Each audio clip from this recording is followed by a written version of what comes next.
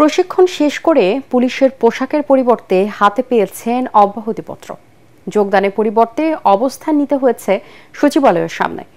অব্যাহতি পাওয়া ৩২১ জন এসআইয়ের মধ্যে সংখ্যালঘু সম্প্রদায়ের ১০৩ জন, নারী ৩৭ জন।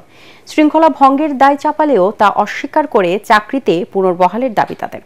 মাহবুব কবির চপলের রিপোর্ট।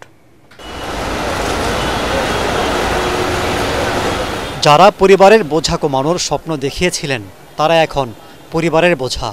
হতাশা, অনিশ্চয়তা আর ক্ষোভ নিয়ে সচিবালয়ের সামনে অবস্থান নেন সদ্য বাদ পড়া এসআই সদস্যরা।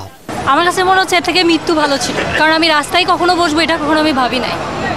আমি তো ইউনিফর্ম পরে জয়েন করবো এটা ভাবছি। এতদিন হয়তো বা আমরা স্যালারি পেতাম। আমরা আগে পরিবার চালাতাম, এখন আমরা পরিবারের বোঝা হয়ে গেছি। আমরা এর থেকে মুক্তি চাই। আমরা চাই আমাদেরকে দ্রুত পদায়ন করা হোক।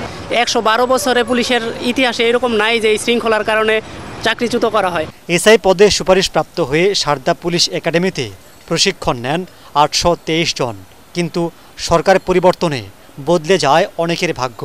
যোগদানের আগ মুহূর্তে বাদ দেয়া হয় ৩২১ জনকে, যার মধ্যে ১০৩ জন সংখ্যালঘু সম্প্রদায়ের, নারী ৩৭ জন। এতে নানা ধরনের প্রশ্নের সৃষ্টি হয়েছে।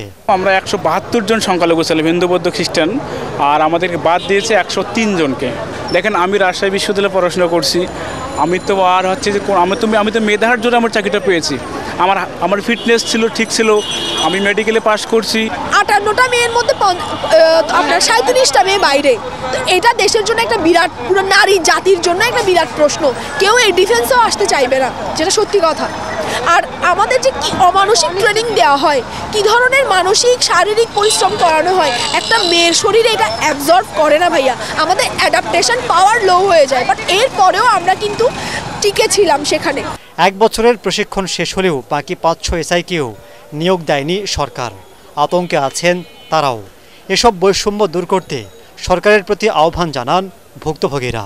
বৈষম্য বাংলাদেশ কোনো বৈষম্য করা হবে না, সেখানে আমরাই প্রথম বৈষম্যের শিকার হলাম। একটা বছর এত কষ্ট করে ট্রেনিং করার পর এখন এই অব্যাহতি পতনের রাস্তায় বসে আছি। আমাদের হচ্ছে পলিটিক্যালি যদি কোনো ধরনের ইনভলভমেন্ট থাকতো সেই ধরনের অভিযোগ হয়তো আনতে পারতো, কিংবা ওইভাবে অন্যভাবে বাদ দিতে পারতো, কিন্তু আমাদেরকে যেভাবে বাদ দেওয়া হয়েছে সেটাতে সেই ধরনের অভিযোগে কোনো ধরনের পলিটিক্যাল ইনভলভমেন্ট ছিল না। আমাদের একটাই চাওয়া, আমাদের চাকরিটি পুনর্বহাল করুক, যেহেতু আমরা নির্দোষ, আমরা কিছু এরকম কাজ করিনি।